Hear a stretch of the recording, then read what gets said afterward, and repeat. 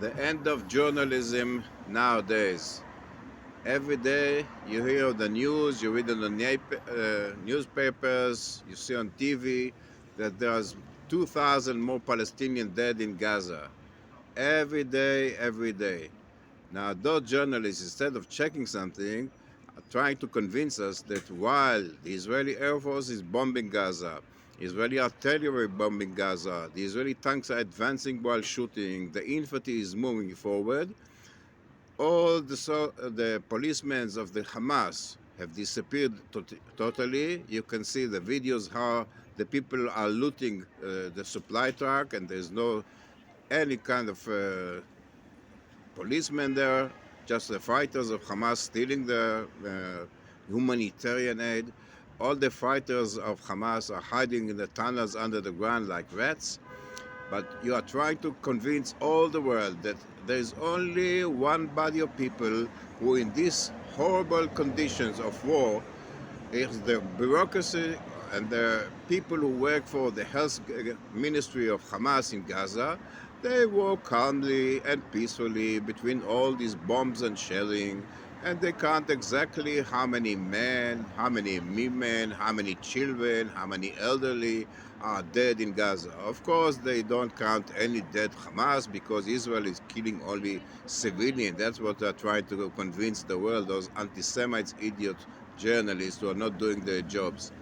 And at night, when nobody sees, they move all the rubble. You all saw the pictures of the walls. About half, or I don't know how many, of the buildings in Gaza are in rubble. Probably some people are buried dead under these buildings, and they were full. They were told to evacuate to the south of Gaza, and they were killed because they stay, either because they didn't believe or they were threatened by Hamas not to move there. So at night they remove all the rubbers. They count exactly how many women, how many children, how many elderlies, how many handicaps are killed, how many are still buried and they couldn't find them. And in the morning, so we won't realize that they're doing something, they put all the rubbers back. And all you bullshit journalists all over the world, I haven't heard of any person in the world saying that these numbers are fictions totally.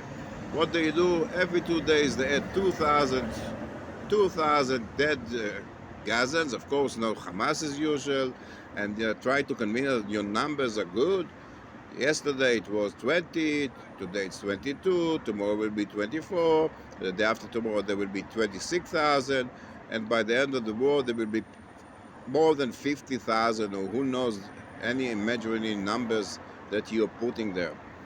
Now, to all you crazy woke leftist creeds who are going and demonstrating and use this as excuse for your hate and all that, well, okay, let's go with it and let's say that 50,000 Gazans are dead, all civilians, all in purpose. So, what is your solution? To aid Hamas, to support Hamas, who said that the aim is to kill 15.2 million Jewish people around the world, because that's what they are written in the convent and that's what they say. So in order to avenge a killing of imaginary 50,000 people that never happened, you are saying that the good solution will be killing of 15 million? I mean, Hitler only 7 Jews, the Holocaust, and you idiots who are worse than Hitler are saying that 15 million Jews is the good price to pay because Israel is brutal at doing genocide and all kind of nonsense. Nonsense genocide. In 1948, there were about 600,000 Palestinians. Today, there are 15 million Palestinians around the world. 15 million Palestinians. So what kind of a genocide you all idiots are advocating while you protest and all this nonsense? So one day, I'm sure that you will pay the price, either by your bad feeling about what you did, or maybe somebody will take care of you. And I really hope there will be a group of Jewish people around the world who will take good care of you, you hated bastard who hate Jews and are acting worse than Hitler himself. That's my message as a Israeli tour guide. Bye-bye.